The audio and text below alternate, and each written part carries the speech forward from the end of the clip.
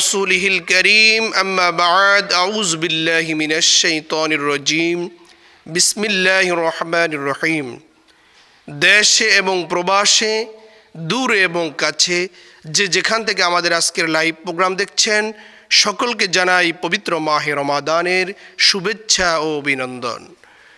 সম্মানিত দর্শক শ্রোতা, মাহে রমাদান আমাদের মাঝে চলমান। আমরা অনেকেই মাহে রমাদানের সূক্ষ্ম কিছু বিষয় আমরা না জানার কারণে কল্যাণ থেকে বঞ্চিত হচ্ছি। বিশেষ করে আমরা যখন ইফতারের সময় হয়ে যায় আমরা ইফতারকে নিয়ে গড়িবসি করি, অথচ আল্লাহ রসুল সাল্লাল্লাহু আলাইহি ওয়াসাল্লাম এ বিষয়ে আমাদেরকে সতর্ক করেছেন। যখন ইফতারের সময় হয়ে যাবে আমরা যেন আর বিলম্ব না করি। যতদিন আমরা নির্দিষ্ট সময়ে ইফতার করব ততদিন আমরা কল্যাণের মধ্যে থাকতে পারব। ইসলাম তো আমাদের মন গড়া আবেগ দিয়ে ইসলাম পরিচালিত হতে পারে না।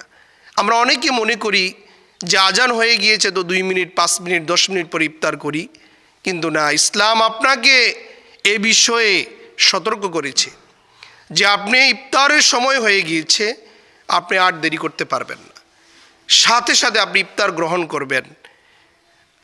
আবার দেখা যায় আমরা সেহরি গ্রহণের ক্ষেত্রে অনেকে এটাকে গুরুত্ব প্রদান করি না। আল্লাহ রসুল সাল্লাল্লাহু আলাইহি ওয়াসাল্লাম সাহারি গ্রহণের বিষয়ে আমাদেরকে উদ্বুদ্ধ করেছেন যে তোমরা সাহারি খাও, যে আল্লাহ তাআলা এর মধ্যে বরকত রেখেছেন।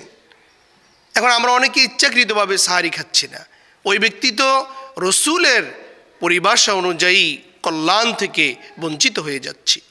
এই জন্য সকল দর্শক শ্রোতার প্রতি অনুরোধ থাকবে যে মাহে রমাদানের যে বরকতময় সাহারি, বরকতময় ইফতার, এটার ক্ষেত্রে যেন আমরা সতর্কতা অবলম্বন করি। আমরা যেন আমাদের মন গড়া আমাদের আবেগ প্রবণ হয়ে যেন আমরা ইসলামকে আমলে পরিণত না করি। কোরআন এবং হাদিস যা আমাদেরকে গাইডলাইন দেয় আমরা যেন তাকে গুরুত্ব প্রদান করি। আল্লাহ তাআলা আমাদেরকে ওই তৌফিক দান করুক, আমিন। আসসালামু আলাইকুম ওয়া রাহমাতুল্লাহি ওয়া বারাকাতুহু।